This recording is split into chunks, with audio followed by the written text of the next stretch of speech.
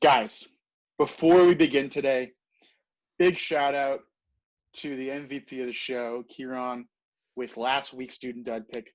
Let's see that right now. Hey everybody, checking in from beautiful Hawaii. Go Raiders, repping it on my hat. Coming in with some dudes and duds. At dude, I'm thinking that Jarvis Landry, wide receiver for the Cleveland Browns, will have a big week. And at the dud, I am thinking Clyde Edwards-Helaire of the Kansas City Chiefs. I think he's a good chance of ending up in the end zone, but I don't think he has a very good ceiling against this Buccaneers defense that is staunch against the run. And as you saw last week with McVay choosing to just pass the ball over and over and over again, who better to do that and mimic that than Andy Reid and Patrick Mahomes? Shoo! Kieran! Those picks were sick, bro. Where did that inspiration come from? I don't know, man. Sometimes you get a calling and you just feel like I had a dream and Jarvis was in it, making one-handed snags, picking up the slack from Odell. And I just felt that vibe, that connection. So I made the call. Going with confidence. Dude, it's time relevant. It's contagious, bro. It's contagious. It's contagious, bro. What's better than this? Guys being dudes.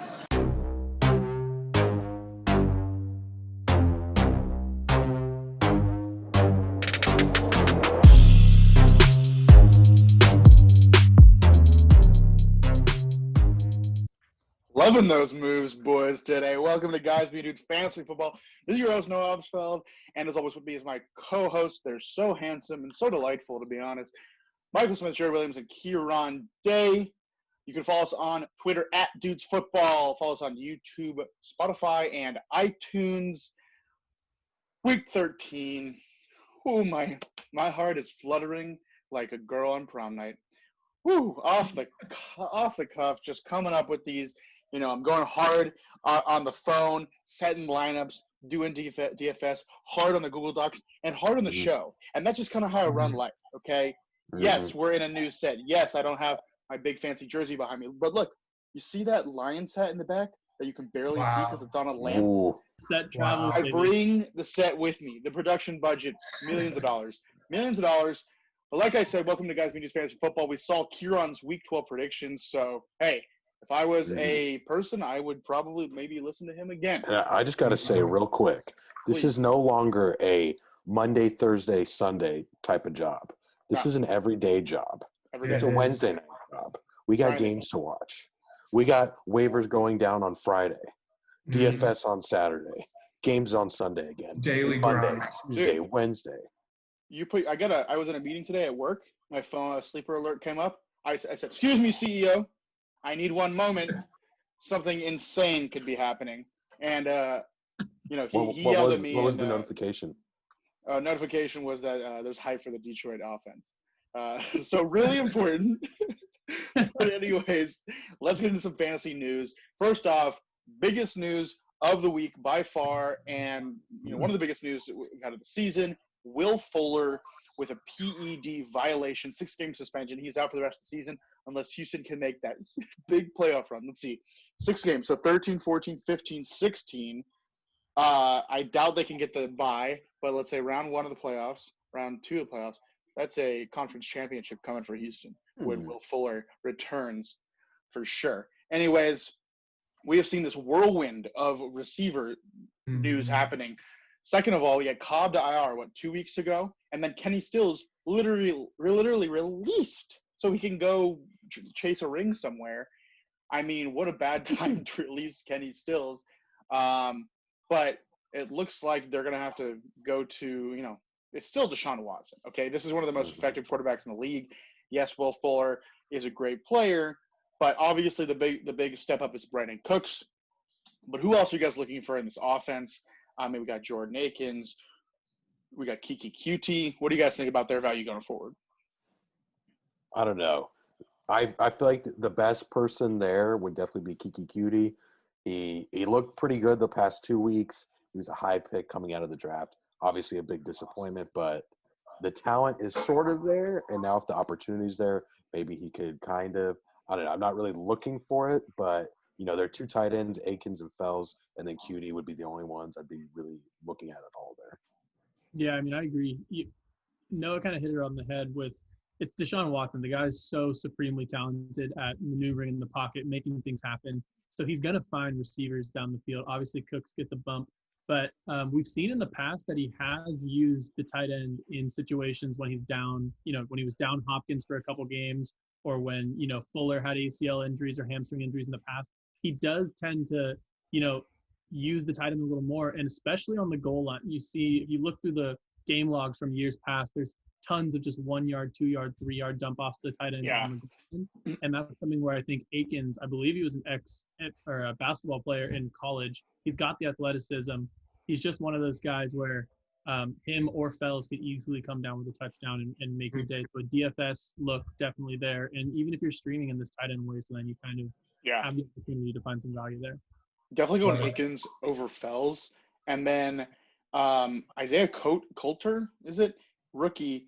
I don't think he's seen a snap, but people are saying he could be a sleeper in the slot. I mean, this guy is coming out. We haven't really seen him. $3,000 in DraftKings. We'll see. Keep an eye on that. I think best bet is grab one of them, because there's no way that Deshaun Watson can't have more than one producing skill player. So it does decrease the Houston ceiling, but Fuller kind of plays the Julio role. I feel like he makes the whole offense better. But obviously, there's still going to be other guys.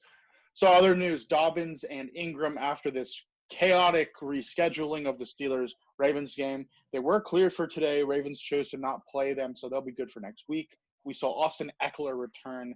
I know Jared is so happy about that. And he looked, 16 targets, 11 receptions, exactly what you wanted. What a sweet return. This is why I drafted him first round in PPR. And no one else took him in DFS. No one else. I didn't think it was that big of a role. Don't think it was it was his first game back. But yes, it was a good DFS play, obviously, and he should be really good for the rest of the season. They have a pretty easy schedule. I am worried about Keenan Allen. He could go from getting like 20 targets to 15, but yeah. Jonathan Taylor activated from the COVID list. He should play this week. We're back in the Colts running back fiasco. A lot of guys love Jonathan Taylor the rest of the season. They he kind of grounds the offense. He's a more stable running back, and they have a really great schedule. I mean, how much are you guys trusting Jonathan Taylor going forward? I mean, you saw in his last game he had over 20 carries. I really feel like Jordan Wilkins is he's not a very high caliber player, at least comparatively to either Nyheim Hines or Jonathan Taylor. So I do think it's going to be the Nyheim Hines and Jonathan Taylor show. Hines out of the backfield and Taylor getting a lot of the carries. I feel like this week he's going to get 12-plus carries. He's well rested. He's going to be primed for this playoff stretch that they're about to go down. They're going to be listen to this playoff stretch. We got Houston this week, which is already a great matchup. But I mean, I don't know if you're in a position where you have to play him this week, but it's not a bad start. But Las Vegas, Houston in 14 and 15 are great, and then Pittsburgh is obviously not ideal, but if he is performing in 14 and 15, I mean, the Colts can move the ball against really anybody, and he could fall in a few times, but cross that bridge when you come to it. Moving on, I like that analysis, Jared. Myles Gaskin. We thought this guy was going to be here at this point. Still, the Dolphins kind of turning into one of those mystery teams, right? I mean, it's quite annoying, but we'll see. Keep an eye on that. If he is a no-go, you might have 10 guys. But whoever does start, I think, is a great play. And we'll see. It could be Ahmed. It could be, I guess, really Ahmed and Gaskin are the only guys going to play there. Scratch that. Anyone else you're thinking about it if they're both out? No. Yeah, go ahead, Kieran. Breida hasn't really stepped into the role. He's an electric play. But the Jets this week. No, that was last week. You thought with the opportunity he'd be able to break off some of those big plays or something, but he hasn't shown the juice this year. And also just one more thing that I forgot to mention on the Houston side, just really quick. It'll be interesting to see when David Johnson comes off IR. He's someone who can be utilized in the slot very easily. He's a very capable receiving back and very capable receiver in general. So keep your eye on that. Duke hasn't shown very much juice, but when David Johnson comes back, he could be utilized more in the slot, and they could use both the Johnsons at the same time. So it'll be a terrifying thing to watch, and you will be totally confused, but there could be some chance. Both the D Johnsons. So, Yep. just make sure. Question: will Kenny Galladay ever play a football game again? We will see. Honestly, I think I want to get into the Lions a little bit after the firing of Patricia, but I think there's a chance that he's just like, all right, he's gone. I'm going to come back in, and this is a team I want to play for. And I really like a boost for the Lions. We'll get into that later, but it's a good question. Wow. Wednesday afternoon football, an American pastime, something you pass down from generation to generation, and it's American as apple pie, baby. Everyone at work leaves the office. Everyone goes to the bar. If you're at home at 2:40, Yeah, at that's 12:40 here, whatever it may be, go watch the game, drink a few beers, have some buffalo wings, right back to work on the other side. It's the famous American workday split. Anyways, this is okay. Kind of an unexpected turnout. The Ravens actually stayed in it with these backups. RG3 got injured. Trace McSorley came in, looked like Trace McSorley. And we thought that Snell would be able to pick up the slack. He did play his role, wasn't great for fantasy. And then Ebron with 7 catches. Like, all right, it's a good tight end day. The chances of either of these guys being played after all the delays is pretty low. But if you had him, Ebron, nice. Not too much to take away. Both defenses are very good. The Steelers just play to their competition. Why not? Kind of like the opposite. It's like they're the opposite of the Raiders. The Raiders just play below their competition, and the Steelers just play right above. And, Come on, dude. That's a low blow. There's a few players I want. I'm a Lions fan, okay? I could say anything I want about NFL teams because I'm a Lions fan. What fan base is below the Lions fan? Like, what fan base am I not allowed The to touch? Jets. The Jets, yeah. Jets and the Eagles. No, the Eagles won a Super Bowl. I don't believe. I think Jacksonville and the Jets. I think Eagles you can because they won a Super Bowl. Hey, the Jags have been to more conference finals in the past, 20 years than the Cowboys or something? Yeah. I don't know. I think the Jaguars, if they won the Super Bowl, they'd be in the Eagles situation. But anyways, let's go into some players to discuss. Hinton, Denver's starting quarterback. What a stud. One for 13. Round of applause. You got to feel bad for him. Yeah, it was such an interesting social media reaction to Hinton playing this week. It was like half of the social media universe was just torching him and dragging him. 1 completion, 2 interceptions, and then half of social media was praising him for stepping up and just taking this hasn't snap a quarterback. I'm more on that side. It's Same. It's an unprecedented situation. You saw the game. It was probably one of the more boring games ever. I really thought it was going to be exciting. Maybe he's going to complete a pass or two. As a receiver, it could be pretty shifty. Bad game. Aaron Jones, Jamal Williams. Here's an interesting one. Aaron Jones had this incredible start to the season, 45 points against Detroit in week 2, I believe. And now Jamal Williams is coming in here. And here's my philosophy about the situation.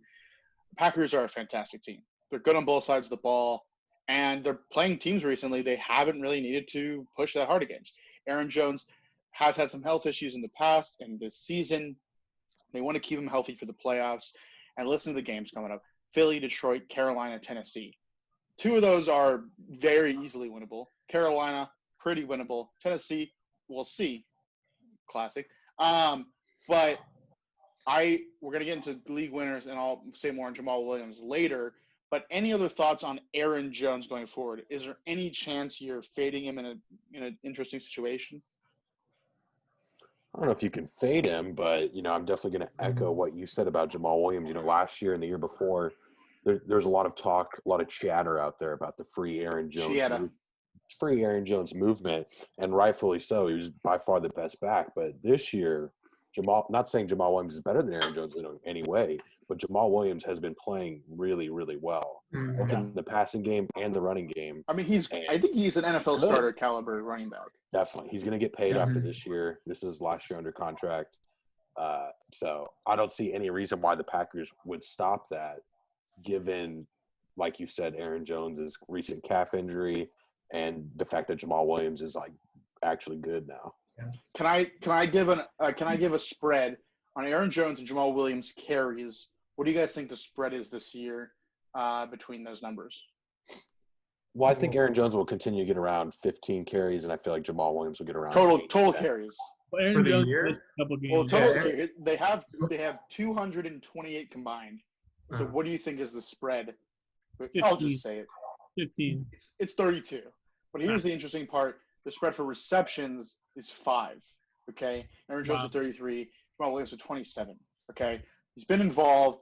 I think they want to keep Aaron Jones healthy and keep both backs involved. I think he could be really good down the stretch. Yeah, something of note just in that situation. It's been like this almost forever with Aaron Jones and Jamal Williams. You just don't realize because Yeah. Aaron Jones had 20 million touchdowns last year, but they just use both of them. They're both integral parts of the offense. They're both trusted in pass protection. They're both trusted out of the backfield. It's not like it was ever 80-20 Aaron Jones. It's always been a split. And when Jamal Williams is playing well, they're going to keep riding him. And just like you guys said, they don't want to burn one guy into the ground when he has, a history of injuries. So it's not like I'm shocked on the floor that this happened. The touchdown. Yeah, and something else is kind of like the Steelers. The Packers are fine with letting Aaron Rodgers just throw the ball the entire game too. Like even when they're ahead, they're fine throwing the ball. Aaron Rodgers had 4 passing touchdowns. Yeah. So He's back to his former self this year for sure. You can't bench Aaron Jones to your ultimate question, but his ceiling is definitely lower in my opinion.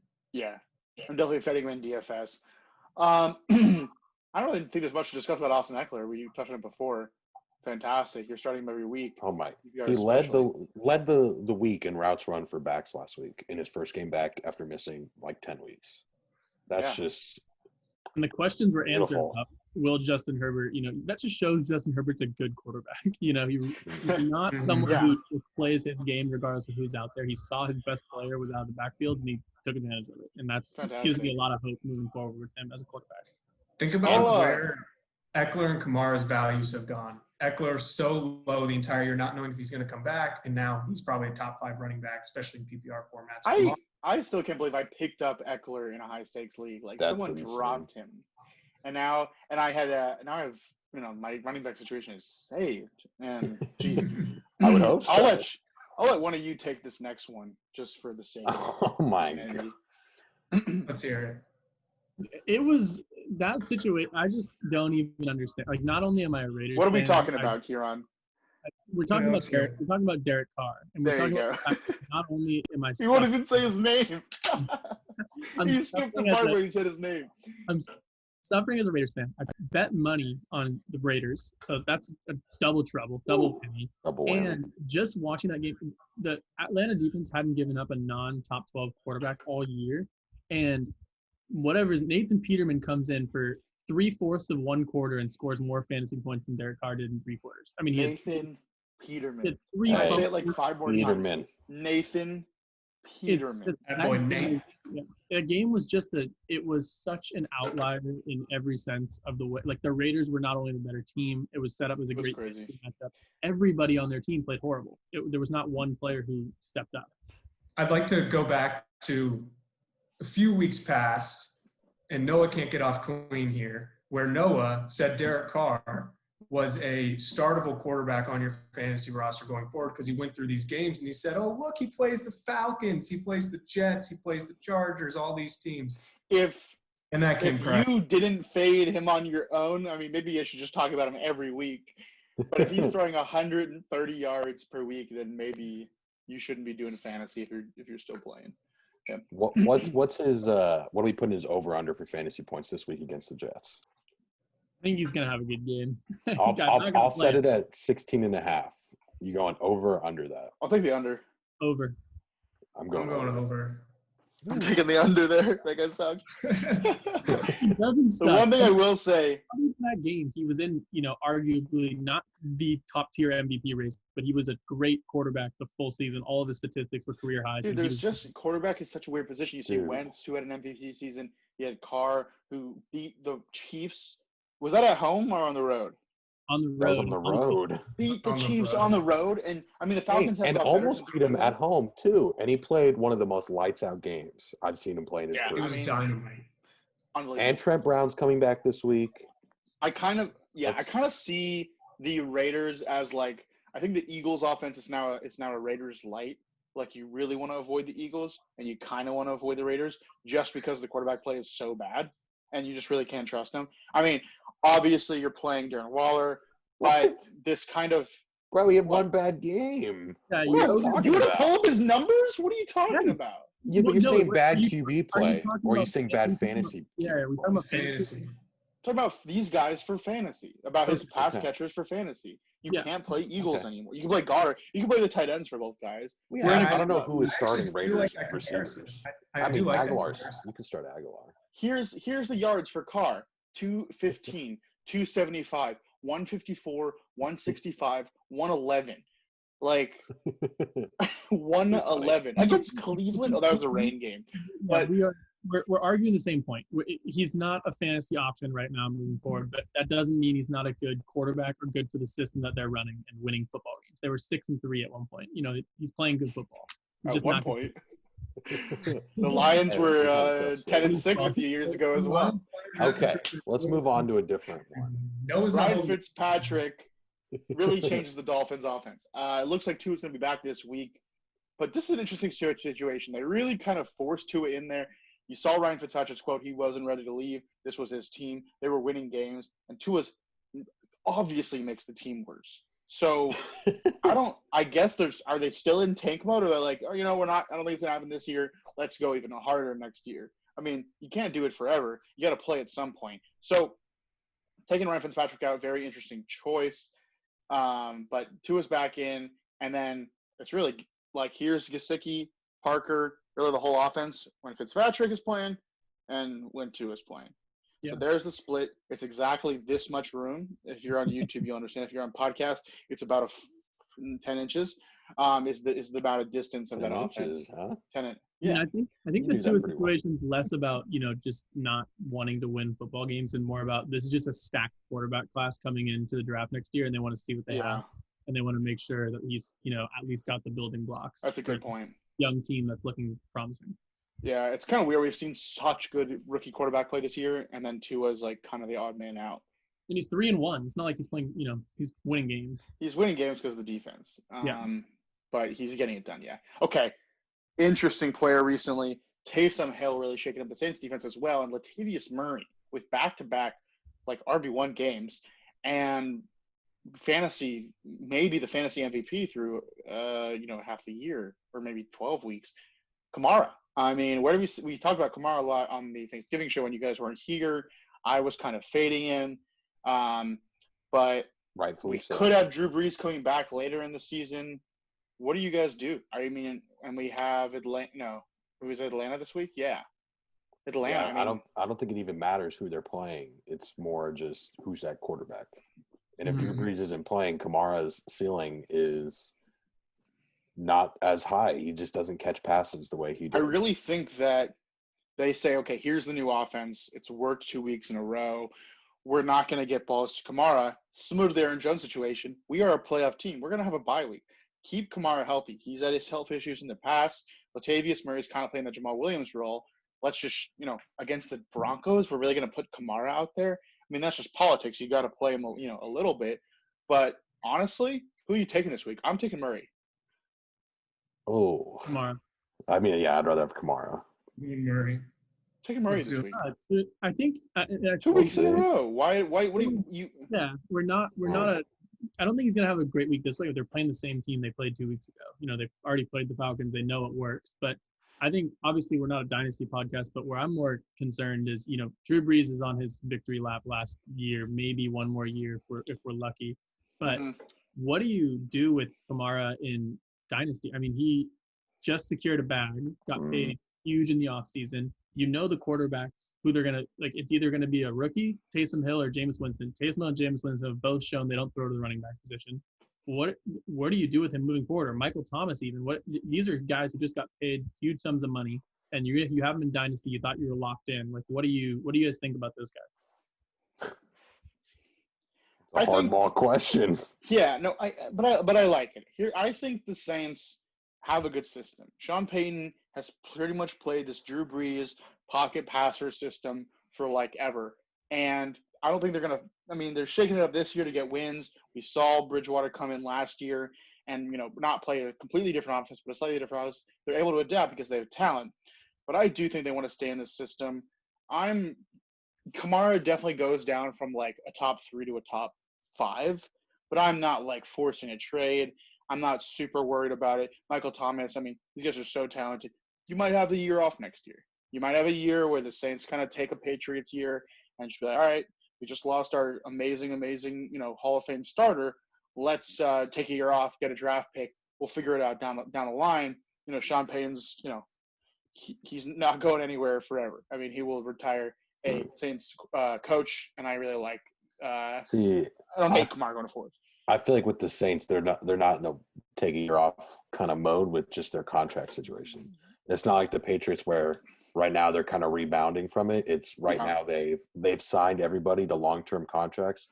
That's in a win now situation, and they're in a win now mode, except for that QB position for the next 3-4 years with the guys they signed. So I feel like Breeze is going to be playing another 2 years after this, if I'm being honest. Honestly, would you guys be surprised if Kamara or Thomas was traded in the offseason? That's really. I mean, it depends on what happens in the playoffs.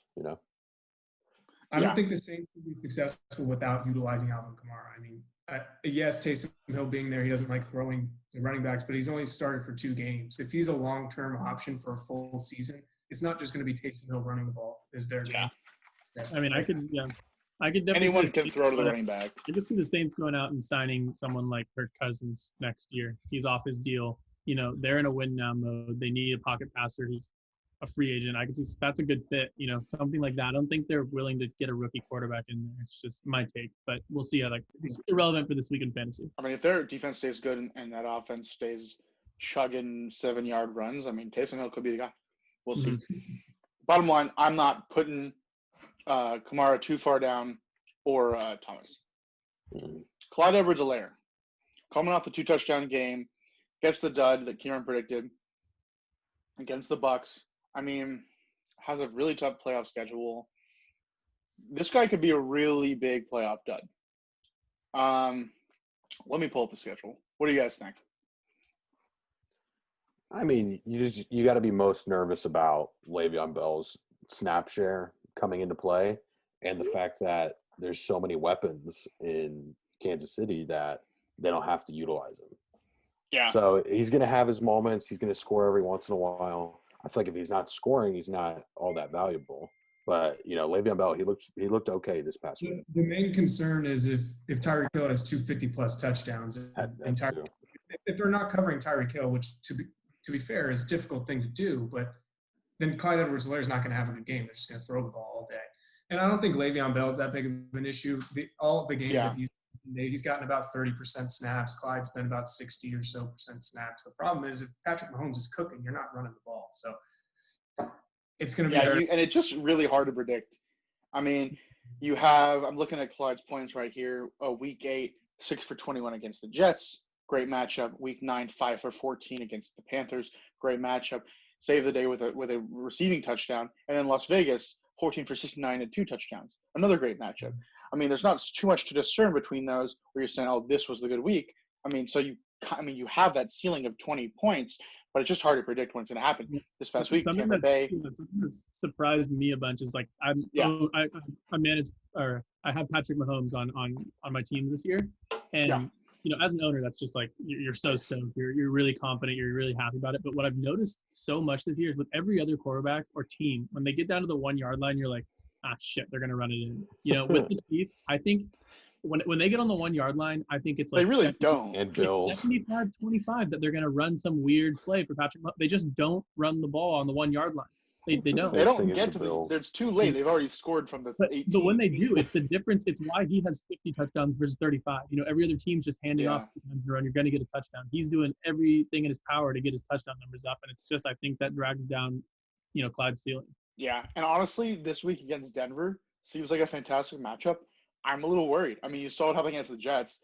They just ran up the score with Mahomes. Yeah. I do think that the Chiefs will transition into a little bit of a more conservative offense with these. Hold on, with these teams are playing Denver, Miami, New Orleans, Atlanta. I mean, Denver and Atlanta are pretty sure matchups.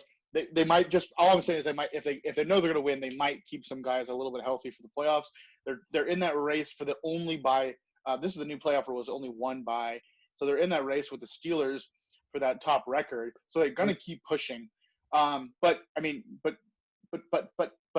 Denver, Miami, New Orleans, let all me tough tell you matchups. why you're wrong here. Yeah. Let's hear it. On November 1st, the Chiefs Mhm. played the New York Jets. They Mhm. won 35-9, and Clyde had 6 carries, and Mahomes Yes. threw the ball 42 times.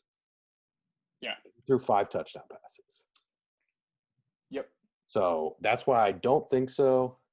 And even then, Clyde, you think he's going to have this nice floor because he's catching passes. He's caught 2 balls the past 2 Not games. really, yeah. Total. Yeah. I think you kind of Where's the misunderstood my floor point. here? I don't really love Clyde going forward either. Yeah.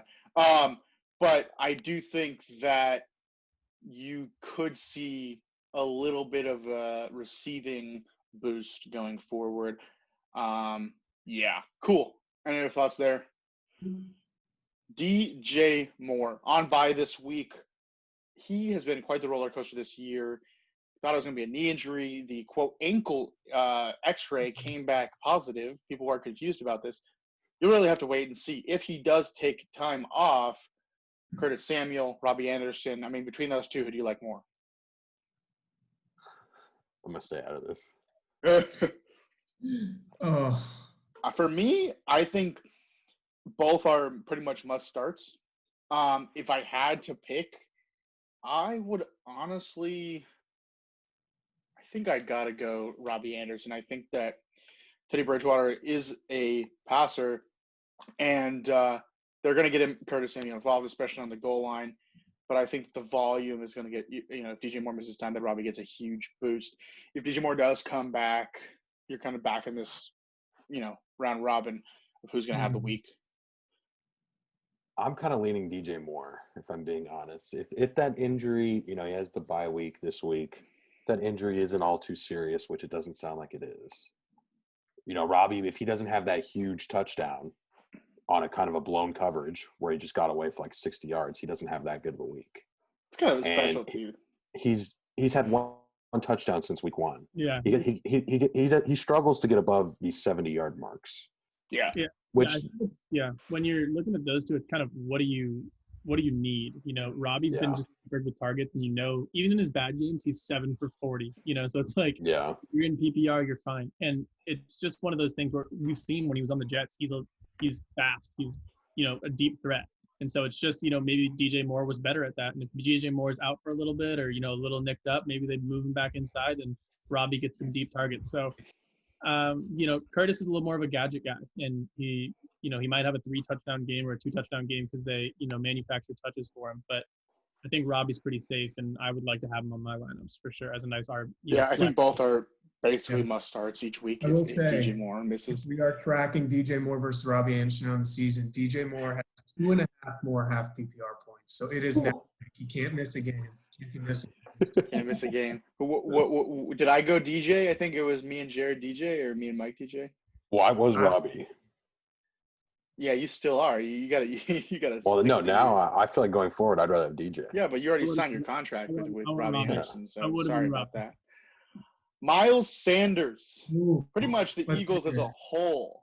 I mean, let's talk about this. Miles Sanders. Real quick, fun fact: my dud of the year. We'll just let that simmer. Okay, Miles Sanders. Maybe the best player of the offense. What was it? 6 carries? Absurd. I mean, this Eagles offense.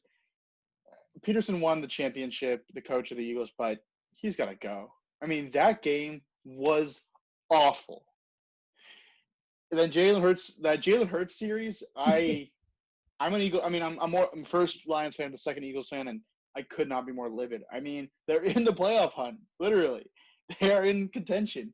You put Jalen Hurts, first down was a penalty. You put Jalen Hurts in second down. He completes Alshon Jeffrey's first reception of the year, 6 yards. Put Carson Wentz back in on third down, sacked. What do you think happened? Yeah, you're right. He was sacked. And then Jalen Hurts didn't see another snap all game. I mean, it's just am I crazy?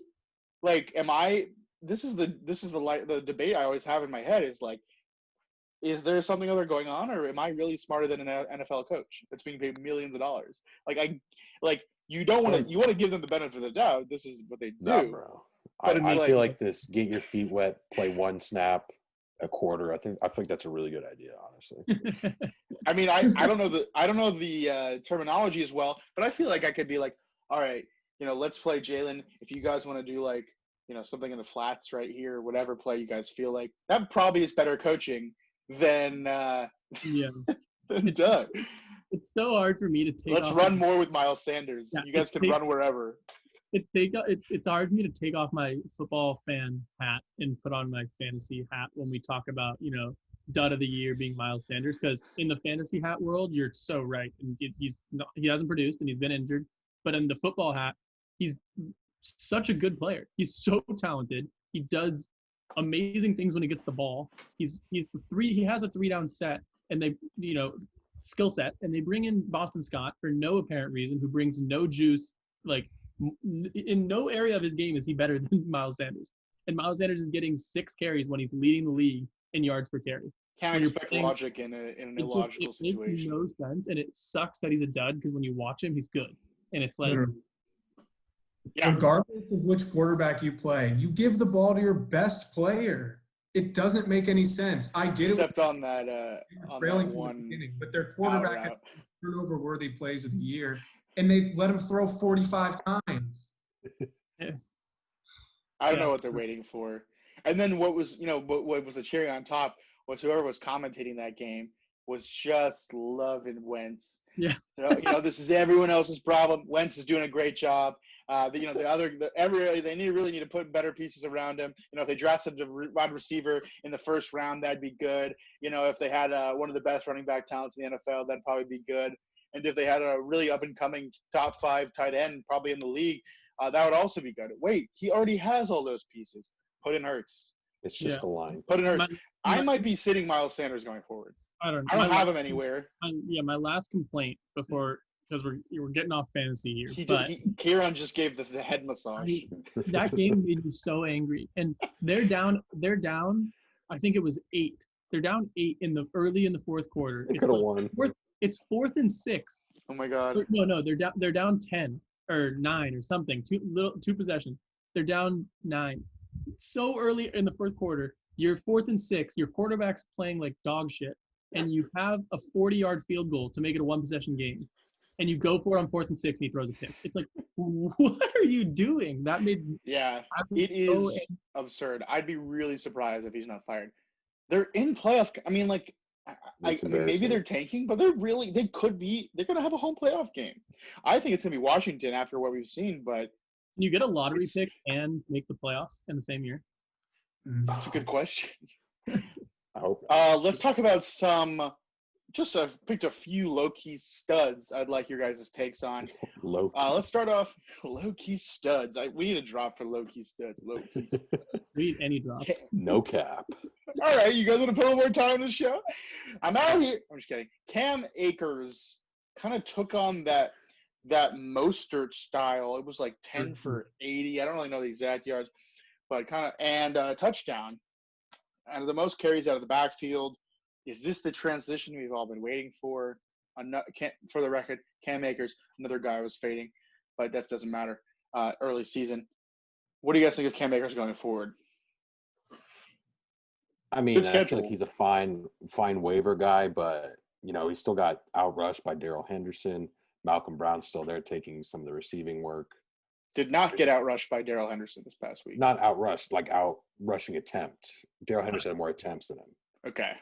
So I think Henderson had like 10 and Akers had like 8 or 9. Yeah. So I don't think obviously I was really high on Akers coming into the draft. I feel like he's definitely the best player there, but the Rams situation, they like to spread the ball around. We see that with the receivers. We see that with the running backs. They have multiple tight ends.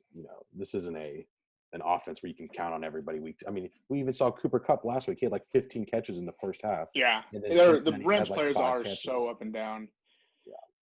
Yeah. I think that's pretty much the right thing, is you just don't know. But I think at this point in the year, any running back off waivers is just so rare. 9 for 84 or 10 for 19. Which running back do you want to give more carries for going forward? Ask Sean McVay, a very good coach. Trey Burton. Touchdowns I heard they give you 6 points. And in the tight end landscape, that is pretty good. If you don't have one of the top guys, I think Darren Waller had like 30 yards last week. It's really just Kelsey. If you don't have Kelsey and your guy gets touchdown, it's a good week. Okay. Mhm. I mean, in the tight end landscape, I'm looking at Trey Burton right now on ESPN. I'll get his stats in a second. What do you guys think about going forward? He's a pretty good dart play. I mean, tight end is chasing a touchdown, really. Yeah. They're trying to get him touchdowns. 2 rushing touchdowns this year, 3 receiving. He had a touchdown in 6. It's really just what weeks did he did your tight end of a touchdown. He had a touchdown in 6, 8, 11, and 12. And he's got 11 targets over the past 2 weeks. So a little bit of yards as well to sweeten it up. And then the schedule, we know that the Colts have a great schedule going forward. Houston, Las Vegas, Houston, Pittsburgh. And I do think that Sean Watson's going to be able to keep up with this team. I don't think that the Colts are going to be able to put it away so easily. They're going to be passing the ball. Jonathan Taylor's still going to have his, but I love Trey Burton going forward if you are struggling in the tight end department. Denzel Mims. I've talked enough about Denzel Mims. I know Michael's a big Mims guy. Gonna have a Mims drop too. Kieran, get on the drops, okay? Mims, let's hear it. Michael. You know how I feel. Yeah, we don't call Michael Mims for no reason. Michael, it's my Michael Mims, Denzel Mims minute of the week since you got rid of Denzel Mims minute of the week. A new segment has been created. I don't care about a little bit of teaser. Michael Dixon anymore. It's sort of a league winner. They have a great schedule, and he's had a consistent target share. I mean, real quick, schedule is Las Vegas, Seattle, Rams, Cleveland to end it off. Outside of the Rams, it's a very doable schedule. And if he breaks one for a touchdown, he gets you 15 to 20 points. Yeah, that's the issue, though. Like, they don't really do that, we were wrong touchdown thing. We were wrong on Jamison Crowder. It's looking like we were wrong on him. Well, Sam Darnold hasn't played, though, to be fair. So he played last week. He didn't do anything last week either. I don't know. Well, he was good when he was good, and he's bad when he's bad. It was a nice, clean split. We thought Jamison Crowder, every game he was playing when he was healthy, he was getting over 100 yards. And now he's just not doing that. As much as I love to remember good and bad takes, I mean, every week is such a different week in the fantasy world. I don't think you have to feel bad about that. Obviously, like, if you're still playing Crowder, like I said before, if you're still playing Crowder, you're still playing Carr, that's not how you play fantasy. Okay. If you're just tuning in now, which is impossible, and I'm used to saying that because we're on the radio, this is Guys We Dudes Fantasy Football. You can follow us on Twitter @Dudes Football, YouTube, Spotify, iTunes. Let's talk about some league winners. So before we get into that, this is the last week before most playoffs, and so it's getting more granular here. You can start to look at your team as 3, 14, 15, and 16. Who am I going to have for these weeks? Obviously, still have 13 to go, but usually when you're looking at a fantasy player, you say this is a combination of opportunity and talent. And now you can add a really determining factor, which is schedule. So you're creating that, that regression model can be predicted a lot more accurately. Thanks, McCombs. So I asked the guys to prepare some league winners.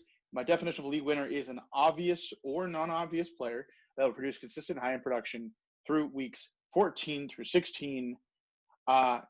So Jared, you want to start it off? We got 4 tiers. Let's just go one tier at a time, okay? Okay, tier 1. Tier 1 is a high-end player. Tier 2, mid-tier. Tier 3, sleeper. And tier 4, a waiver wire hero. Jared, who is your high-end player league winner? My high-end player is the receiver number 1 with the Vikings, Adam Thielen. Yes. Interesting. So, I like them both, but I really love Adam Thielen. He is not only really good, Dalvin Cook's a little banged up, but they're playing good teams and they're in the playoff hunt. What we've seen from them is they will run the ball and just pound the rock. Kirk Cousins won't even throw 20 balls when they're beating bad teams, or even when they beat the Packers that one week. That was a weird week, though. They have a pretty hard schedule coming up.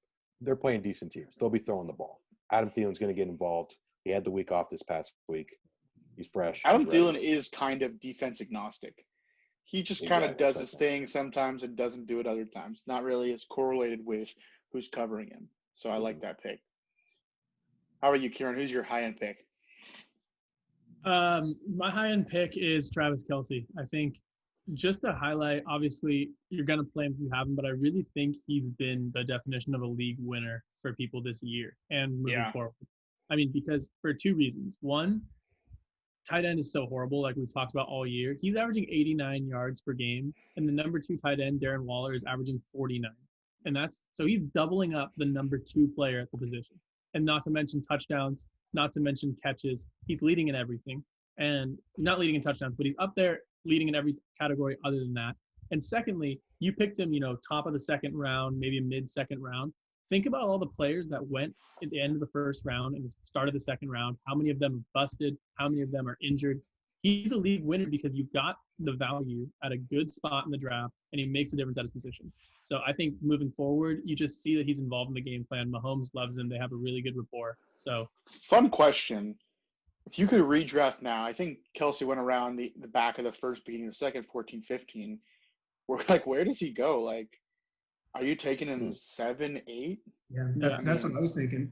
Yeah. Well, I probably earlier, honestly. Well, I mean, you have your running backs that you would take at the top. You'd probably just boot Michael Thomas and add Kelce. That'd be probably everybody else is pretty much, assuming we know all the injuries. Yeah, I'm saying he goes in front of that Miles Sanders, Kenyon Drake, Joe Mixon tier. Oh no, I mean if you drafted now, knowing everything. I mean, I feel like it'd be Cook, Adams, Henry, Tyreek. Are you drafting Tyreek before him? Yeah, James Robinson. Hold on. I don't know if you're drafting Tyreek or Devontae Adams. I think yes, but Kelce. Yes, you're getting more points from Tyreek Hill. But if you look at Tyreek Hill and whatever other tight end you're getting versus Kelce and your receiver, what's going to get you more points every week? Tyreek. I'd take Kelce. I think I'm taking Kelce there. I mean, Tyreek, it's hard to say that. 60 points. Tyreek is 20 plus every week. Okay, maybe Tyreek. But here's a good one: Nick Chubb or Travis Kelce. Wait, you said you were taking Devontae Adams for sure. Tyreek Hill has 30 more points than him on the season. But he missed 4 it's games. 1 week though. Yeah, it's 1 week. And Devontae missed 4 games. He's the number one. We know that people were hurt, right? That's the whole thing. Yeah. Based on how they did this. Yeah, but I guess right now, if you drafted a team for the rest of the season, yes. Okay, what about? Here's a good one: DK Metcalf or Travis Kelce. Kelce. It's so he's like a Dude, 7th. Looking at Tyreek Hill's, sorry, this is just random. His target share the past 3 weeks, 18, 14, 15 targets. That's insane. What are you, Keenan Allen? He's had 2 touchdowns. You know what the new trend He's had in a the NFL? touchdown every week the past 5 weeks. Remember Mike's take? He's the dud of the week because he's not going to keep having touchdowns every week, and he's kept having touchdowns every week. 270 and 3 touchdowns. It's insane. Dude, the best teams give it to their best players. I mean, Smart. Doug Peterson watches the Chiefs tape. He's like, "What are they doing? What is going on here?" What I mean, why is this? Who's your number one? My high tier, great transition by the way. My top tier guy for the playoffs is Terry McLaurin. Okay, Antonio Gibson just showed up big time, 3 touchdowns against Dallas. But looking at the schedule going forward, I mean, Dallas is about as good as it gets. We got Pittsburgh this week. I mean, you're playing McLaurin if you have him probably. But then San Francisco, Seattle, Carolina. These aren't easy games for the Redskins. Excuse me. I am so sorry. Ooh. That's so embarrassing. We're gonna get canceled. Take it out. Say Washington football team and start. I think I gotta say Washington. I think I gotta say it 5 times. Washington football team. Washington football team. Washington football team. That's enough. Okay. Pittsburgh, San Francisco, Seattle, Carolina.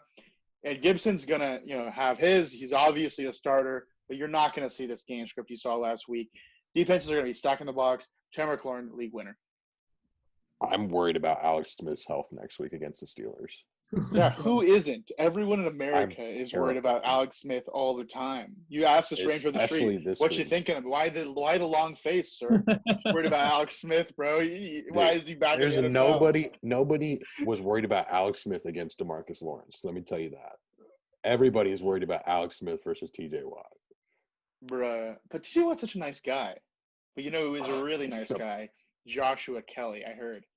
Very touchdown nice this guy. past week. Michael, who is your high-end fantasy league winner? Thank you for asking. Thought I'd never get the time. Allen Robinson, who's going to be a top 10, probably better wide receiver rest of the season, in my opinion. And because of the 3 games they play down the stretch, they play the Texans, the Vikings, and the Jaguars, who have suspect secondaries. And if Mitch Trubisky plays, it only boosts his ceiling because Mitch Trubisky can extend the play and he can make off-schedule plays, and he just throws to Allen Robinson. When they get down in the red zone, yes, Jimmy Graham's a great red zone target, but they actually threw to Allen Robinson for once. And he had that one. He did drop it, but he scored a couple of touchdowns.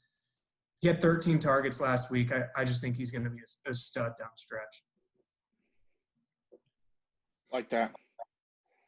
Yeah, I can jump in with my tier 2 player. So that's a mid-tier player, not necessarily someone who's, a sleeper waiver wire guy. I'm going with Deebo Samuel. Before the draft this year, I was just all in on Deebo Samuel. I thought he was a really good player coming in. He's super talented, super tough. And what I think I've seen this year that's the most important part is he's matchup agnostic the same way that Thielen is, but for a different reason. Not because he's such a good route runner or anything, just because they will get him the ball no matter what you throw at him. They'll throw the ball 10 yards behind the line of scrimmage to get him the ball. I think he has more yards after the catch than he does receiving yards this year, some crazy stat like that. He gets the ball in negative, behind the line of scrimmage, and he goes. So he had Ramsey last week and had 13 catches, so he's one of those guys I think you might even be able to scoop him off your waiver wire if some people, he was sitting on waiver wires for a long time. And I think he's a good play, matchup agnostic, and just kind of will be solid for you going down the stretch. Real quick, I just want to say, I'm just going to ban the word agnostic for the rest of the show. Just too much of it. Kieran just maxed out our 3rd and 4th agnostic. So, yeah. My mid-tier guy is J.K. Dobbins. I've been talking about him all year. And there it is. This Ravens offense is not what it used to be back in the good old days of 2019, okay? They need this guy to step it up in the rest of the season, or else they might miss the playoffs. I think they're 6-6 now. So that's not the Ravens we thought we were going to see this year. You got the Lions share 2 weeks ago, sat this past week with a loss. Lamar can come back. His ceiling goes up. But I think the Ravens are going to say, listen, we got to play our best players. We're going to miss the playoffs. We going to miss the playoffs. Big trust. Not sure which of the Ravens players or coaches there's got to be one Italian coach, right? We got to miss the playoffs.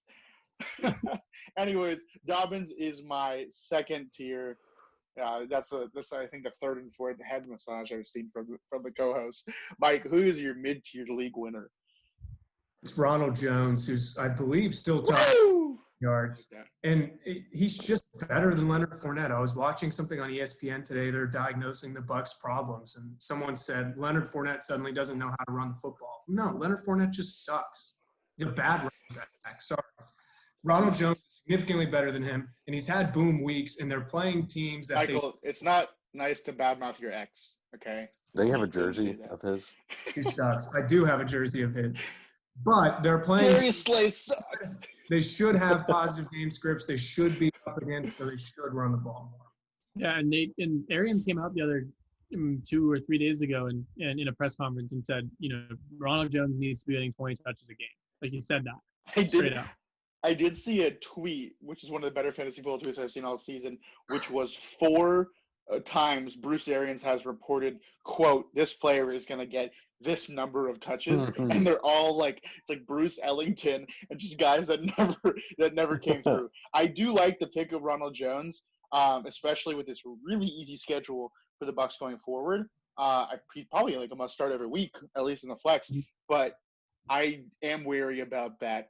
Bruce Arians is just a sly little, mini walrus. You got Andy Reid, big walrus. Bruce Arians, mini walrus. That I don't make the rules. Jared, who's your mid-tier player? All right, my mid-tier player, I feel like this guy is the definition mid-tier player. It's Hunter Henry. And I know. Roasted. Thank you. The past 4 weeks he's had 6 targets each, but the tight end position, as we've been saying, it's not that good. This past week he had 10 targets. He's still got Justin Herbert throwing him the ball.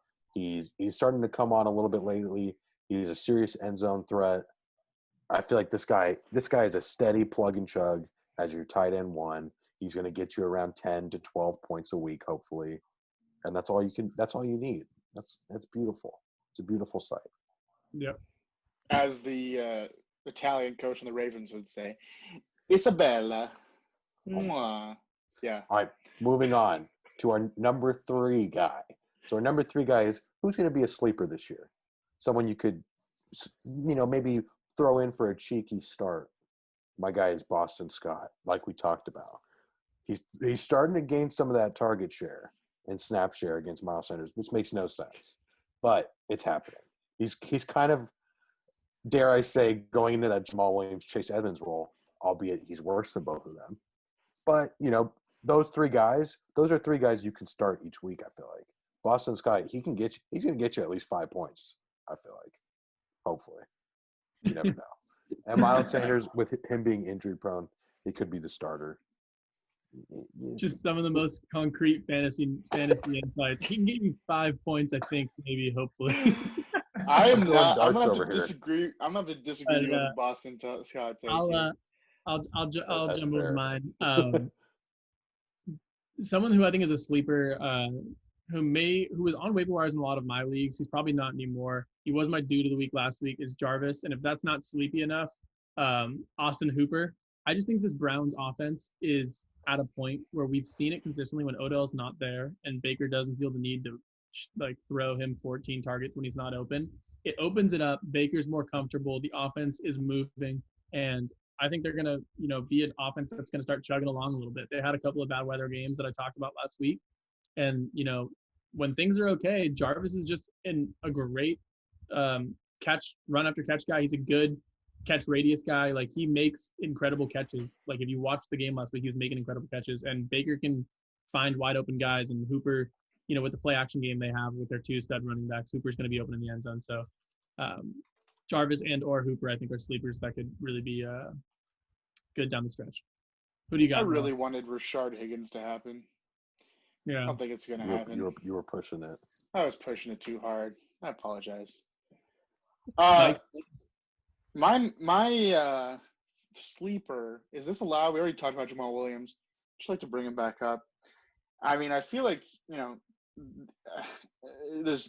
already said the argument. Talk about him again. Yeah. Yeah.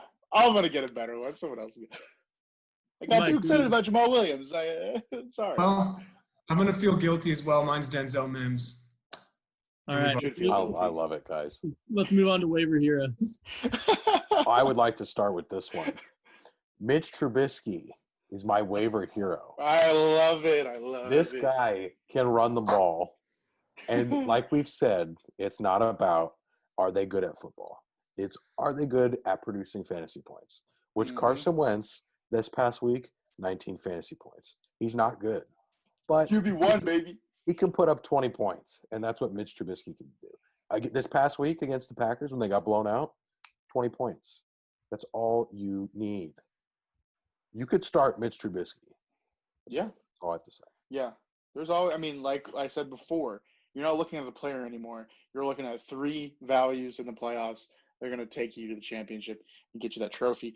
My waiver wire hero is Tim Patrick. Okay? And Tim Patrick almost got me that dub over Jared. Wasn't good enough. He has 2 touchdowns all year. That's not his forte, but his forte is being a guy that no one knows that still gets targets and receptions. Here's his yards since week 4, 113, 101, 44, 29, 61, 119. Okay? In those bigger 100-yard plus games, we got the Jets, New England, Miami, mid-tier defenses, maybe not the Jets, but his defenses in the playoffs, Carolina, Buffalo, and the Chargers are all going to be up on the Broncos. Don't watch Tim Patrick through the first half, but then when they're just having Drew Lock throw up prayers down the field and he catches 2 receptions for 45 yards in the fourth quarter, you can thank me. Nice. Thank you. Mike, like clap. that. Well, I didn't think we'd talk about these two guys at length at the top, so I held off my discussion. Kiki QT or Akins, one of the two will be a league winner, and Let's take picks right now. I'm leaning Akins because of how terrible tight end is, and like we said, Deshaun Watson likes to dump it off to tight ends near the end zone. I'm taking Akins as a league winner. Takins. Jared? I don't know. Here's why it's Akins. We've seen fantasy serviceable days from Akins. He was 6 for 85, I think, 2 weeks ago. We have not seen Kiki step up. We've seen Cobb and Stills. Akins is already in the conversation. He was in the waiver segment last week, and like you guys all know, I can tell the future, and that's why he was there. And you have him on your team now, and you're set. So you're welcome. Yeah, and my sleeper is actually going to be a defense. So we're going to transition quickly into a important part of fantasy is streaming defenses down the stretch. If you have a couple guys and you're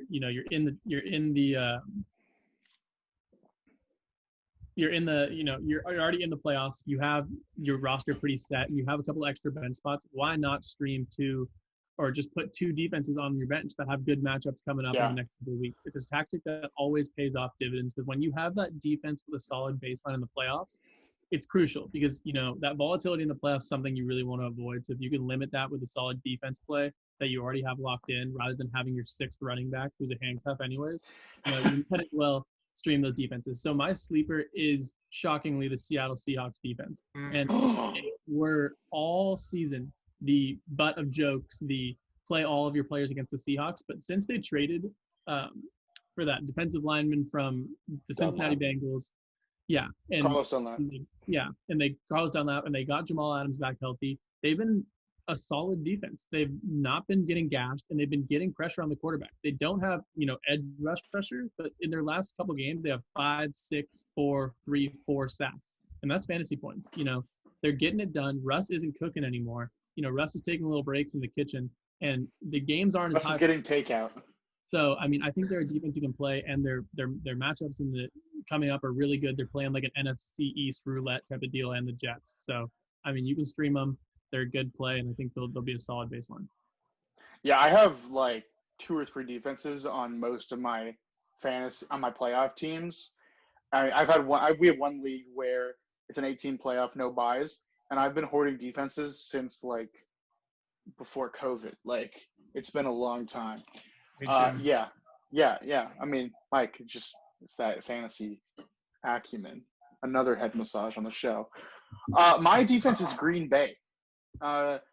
Green Bay has just been dominating, and Aaron Rodgers has kind of been staying the Patrick Mahomes route. Let's just keep throwing it. Let that defense shut it down, get the ball back. Let's throw it again. And week 13, we got Philly, baby. I try to get them. I only got them in one league, but that's going to be nice. And then Detroit and Carolina, both pretty good matchups. Detroit's interesting. Okay, we'll get into Detroit a little bit later, but I don't know if that's too – I'm not too sure about Detroit specifically for Green Bay. And you know what? Let's just get into Detroit now. Can I do a little Detroit segment? Quickly, yeah. A little mid-defense Detroit segment. Here we go. Okay, Patricia fired. Let's look at the other coaches that have been fired this year. Dan Quinn left the Falcons. The defense improved immensely. The offense, was just doing okay. But we saw last week, that's not a Dan Quinn game against the Raiders. And then the other coach that got fired this year, Bill O'Brien. Thank you, Bill O'Brien. And that one was, for the quarterback specifically, was night and day. We saw Bill O'Brien leave. Watson stepped it up. Will Fuller stepped it way up, rest in peace. And, Brandon Cooks became this guy. So we've seen Stafford, obviously a great quarterback. He's having an off year. I think Marvin, who is not Jamal Williams, I'm changing it. It's Marvin Jones. Okay, Marvin Jones is my sleeper fantasy winner coming in the playoffs. Everyone in the Lions organization is so happy that Patricia is gone. You didn't see one player come out and be like, hey, that's our coach, which is what you always see. But no, everyone hated Patricia. All the fans hated Patricia. All the players hated Patricia. Everyone that left Detroit hated Patricia, okay? These guys are excited to play. I think Marvin Jones and Stafford both have really good years, end of the years. And the reason I say specifically I would watch out for the Green Bay defense is because Stafford is so used to that. It's a divisional matchup. And then in week 16, you're probably not going to play the Green Bay defense against Tennessee. But, who do you guys like in this defense segment? Who else do you like? I don't know. I'm a big proponent of look and see. Mike, what you reading there? Look and see people that are playing this week where they don't have good matchups. Like the Rams are playing the Cardinals this week. Maybe someone doesn't want the Rams defense this week, so they just drop them. Or, who knows what the situation is. Look ahead to the week after. Last DeAndre week, Hopkins has the Rams this week. Maybe someone drops DeAndre Hopkins. It's a possibility. Exactly. That's what I was thinking. I mean, this is the mindset you got to have. Right. Got to be ready. Ahead. Okay. No, but everybody knows. It is a possibility. It is a real possibility. Yes. Okay, I think we should go into. Let me just give credit to Jared for being the king of the Rams defense. Got that in week 3. He's been riding them in all the leagues. I couldn't get my lineup to load. But in one league, I have Dolphins, Rams, and the Cardinals. And the Cardinals, 2 weeks ago, why are you picking them up? But you look at the playoff schedule and you'll understand. Any other playoff defenses here? Looks like now we had a crazy big show last week. With several guests, several friendly Thanksgiving appearances on the show with lots of dudes and duds. I'm just going to stick to the ones that hit. So we got Karan with Devontae Parker, pre Fitzpatrick, can tell the future. Brandon with Naeem Hines, Jared with Wayne Gallman, and Coons with Justin Jefferson. And then on the dud side, we got Karan with Kyler Murray. So Karan had a double-double. Yeah, Gary, Jared's dad, with Wentz and the Bears QB. That's wrong. They both put up 20. I guess Wentz was a – actually, he got the Hail Mary. I literally didn't even think. I'm just like, oh, yeah, they were terrible. Yeah. Weird about fantasy. And then Long with Clyde Edwards-Helaire. But we got to save the best for last. We had at the top of the show. Kieran, quote, I think Jarvis will unleash it this week against Jacksonville. Ding, ding, ding. That's correct. And Clyde Edwards-Helaire is a dud. Beautiful week. Let's get into this week, starting with the dude. I'm going to start it off. Raheem Mostert. Playing the Bills this week, Raheem Mostert's going to have a classic 10 for 90 and a tud, maybe 3 receptions. The team is thin at talent. We saw Debo get force-fed the ball. They know what they need to do to stay in the playoff contention, give it to their best players. Raheem Mostert, dude of the week. Nice. Okay, I got Alan Lazard going on a limb here. He had an okay week, 4 catches and a touchdown this past week. It's good, though, because Lazards can regrow limbs. Exactly. And he got completely decked and missed like a quarter of the game. So yeah. Can't regrow their core, though. That's exactly. But he came back in. He regenerated. Came back in. He played less than 50% of the snaps last week. He's going to be playing more. He's going to have a good week this week. Sweet. Yeah. I'll go with David Montgomery. You just look at the Bears' schedule, see the top running back on the team they're playing, and select. See the Lions schedule. See the team they're playing. Take that running back. I don't see it's worked out most of the year, and I don't see it stopping. Yep. Mine is a confidence play for Kirk Cousins. I think Kirk Cousins is going to have a really big week. He's playing Jacksonville. He's been good. And yeah, it's something that I think people are just overlooking. He's on the waiver wire in almost all of my leagues, and I've picked him up in most of them. 5 of his last 6 games, he had over 18 fantasy points. He's been really, really solid. Dalvin Cook a little banged up. They might be throwing more. He's just good at throwing the football. I mean, he's really good at it. He just doesn't do it enough, and that's the problem. So you got to hope for one of those scripts for him to really go off. But in any case, he has 2 elite receivers, and all of you are so excited about playing Thielen and playing Jefferson. In order for them to have good games, Kirk's got to throw him the ball. So wild how that works. I think it's a good stream week. Hopefully, he can keep up his good efforts. I feel like you're sitting with a crazy bulletin board of all the yarns going around with Justin Jefferson over here and Dalvin Cook. Jefferson 20. You're just like, and then you zoom out and you realize Kirk Cousins is right at the middle of it. And you're like, oh my God, he was the answer the whole time. Amazing. Hey, never disrespect Kieran's DFS skills. This guy comes Absolutely. out of nowhere every week with some bangers, like Jarvis Landry. Like Jarvis Landry. I gotta take down Mike. I'm feeling the pressure this week. I'm feeling big time pressure of choosing my lineup. So much for the short show. Anyways, let's get into the dud of the week. I got a guy I talked about earlier. 2 weeks ago, we saw him against the same team, the Falcons. Alvin Kamara. They're playing in Atlanta. The defense of Atlanta looks better than it did 2 weeks ago. I still think that the New Orleans defense is going to keep this game non-competitive, and I don't think Kamara is needed once again. And you're not sitting him. But, I mean, guys, I have 3 running back slots this week, and in one league, I have James Robinson, Alvin Kamara, Latavius Murray, and David Montgomery. Pick 3. You're Bench sitting Murray. Latavius. Bench Murray? Well, we picked Murray over Kamara, so I did, but I can't. But no, I'm not going to actually do that. there's the answer. Do it. Why not? So crazy. If you see. truly believe he's the dud, you'll sit him. Yeah. Honestly, I mean, if I gun to my head, I'm saying Murray, but I'd so much rather Kamara not do well. You don't want to be wrong. You don't want to be wrong. That's one. All things considered, how valuable is a fantasy win in real life versus how terrible I would feel if Kamara went off from the bench. So you got to just all things considered. You got to consider my mental health as well. My dud's in the same game. I think Taysom Hill is going to be a dud this week. He's playing Atlanta, so it's a really, really good matchup. But they played him 2 weeks ago. They're going to have a little bit of a scouting report. The first time they played, it was his first ever start at quarterback. That defense is confident. That defense is, I don't know, defense is fine. And but Taysom Hill has rushed in 2 touchdowns in the last 2 weeks. That's just not sustainable. If he rushes in 1 touchdown, he's got 12 points less. So I don't know. It's just one of those things where I don't think he's going to rush in 2 touchdowns. I think the defense is going to be, shading him a little more. So I don't know if it's going to be a huge week from him.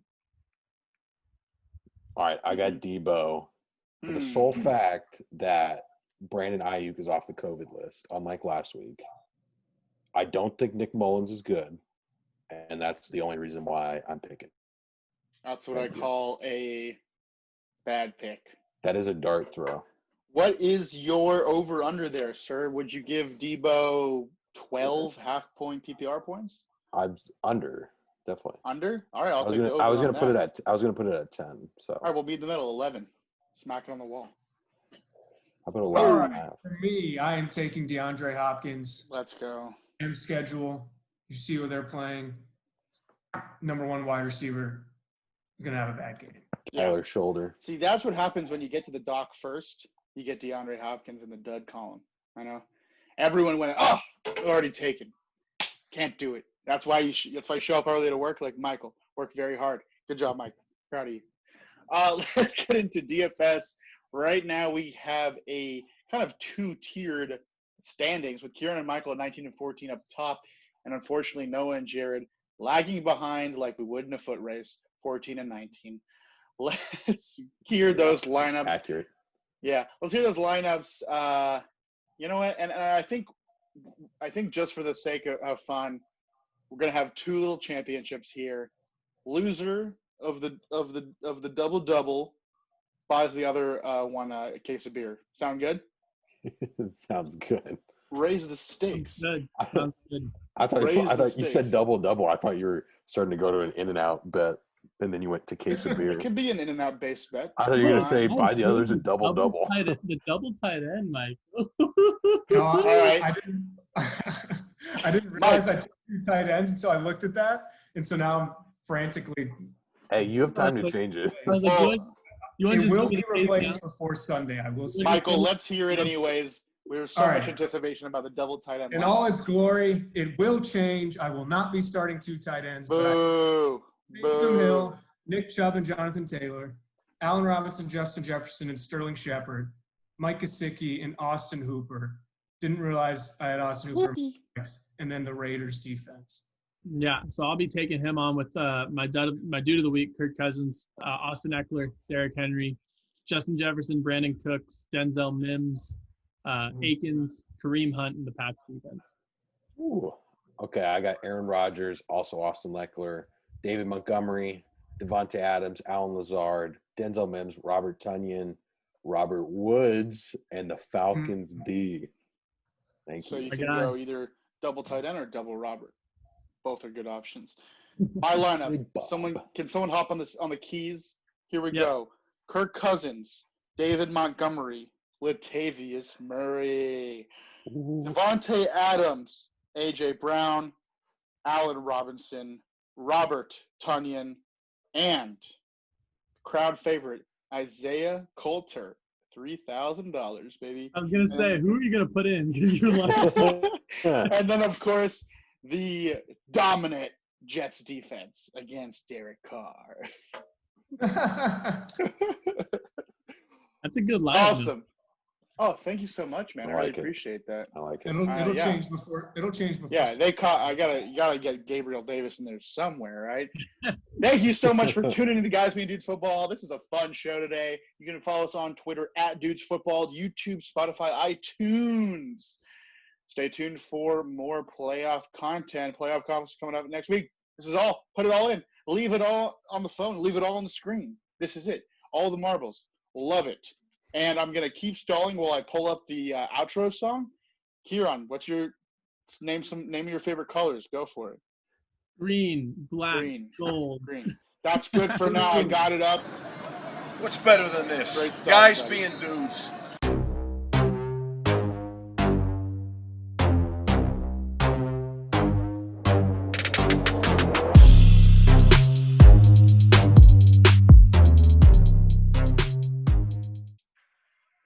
That was a fun show. That was my favorite show of the year. Easy.